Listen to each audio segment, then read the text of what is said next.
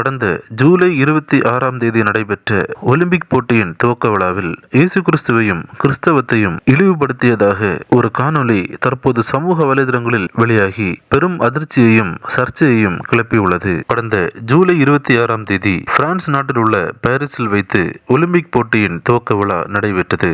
இந்த துவக்க விழாவில் இடம்பெற்றிருந்த காட்சி ஒன்று பெரும் சர்ச்சையை கிளப்பியுள்ளது. அந்த காட்சி என்னவென்றால், பல நபர்கள் அரைகுறை ஆடைகளுடன் நிற்கின்றனர். அவர்களுக்கு முன்பாக உணவுப் பொருட்கள் வைக்கப்பட்டுள்ளது. மேலும் அந்த உணவுப் பொருட்களுக்கு முன்பாக தன் உடல் முழுவதும் நீல வண்ணம் பூசிய நபர் ஒருவர் இருக்கிறார். அந்த நபர்களில் பெரும்பாலானோர் டிராக் குயின்ஸ் என்று அழைக்கப்படுகிறவர்கள். அவர் ஆணாக இருக்கும் ஒரு நபர், நான் என்னை பெண்ணாக உணர்கிறேன் என்று பெண்ணின் ஆடைகளை அணிந்து வலம் வருபவர்களையே டிராக் குயின்ஸ் என்று அழைப்பார்கள்.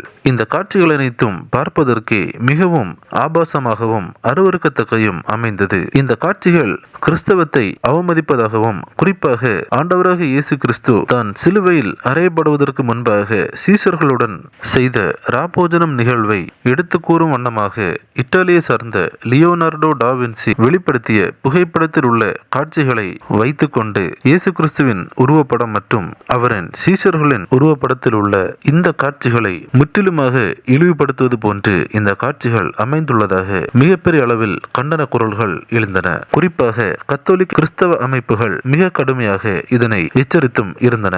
ஆனால் இந்த காட்சிகளை தன்னுடைய ட்விட்டர் பக்கத்தில் பகிர்ந்த ஒலிம்பிக் நிர்வாகம், இந்த காட்சிகள் கிரேக்க கடவுளான டயான்சியஸை உருவகப்படுத்தி அமைக்கப்பட்டது என்றும் மனிதர்களுக்குள்ளாக இருக்கும் வேற்றுமைகள் மற்றும் அபத்தங்களை களைவதற்கான விழிப்புணர்வை ஏற்படுத்தவே இந்த காட்சிகள் அமைக்கப்பட்டதாகவும் பகிர்ந்துள்ளது. எது என்னவாக இருந்தாலும் உலகெங்கிலும் இருந்து கோடிக்கணக்கான மக்கள் பார்த்து கொண்டிருக்கும் ஒரு ஒலிம்பிக் போட்டியின் துவக்க விழாவில் அனைவரையும் முகம் சுளிக்க வைக்கும் வண்ணம் ஏற்படுத்தப்பட்டிருந்த இந்த அருவருப்பான காட்சிகள் கண்டனத்துக்குரியது என்று பலதரப்பட்ட மக்கள் தங்களின் கருத்துக்களை பகிர்ந்த வண்ணம் வருகின்றனர். இது பற்றிய உங்களின் கருத்துக்களை கமெண்ட்ஸில் தெரியப்படுத்துங்கள். கிறிஸ்துவுக்குள் பிரியமானவர்களே, இந்த தகவலை தவறாமல் உங்கள் நண்பர்களுக்கும் பகிருங்கள். எங்களோடு இணைந்து பயணிக்க இந்த சேனலை சப்ஸ்கிரைப் செய்து கொள்ளுங்கள். தேவன் தாமே உங்களை ஆசீர்வதிப்பாராக. ஆமென்.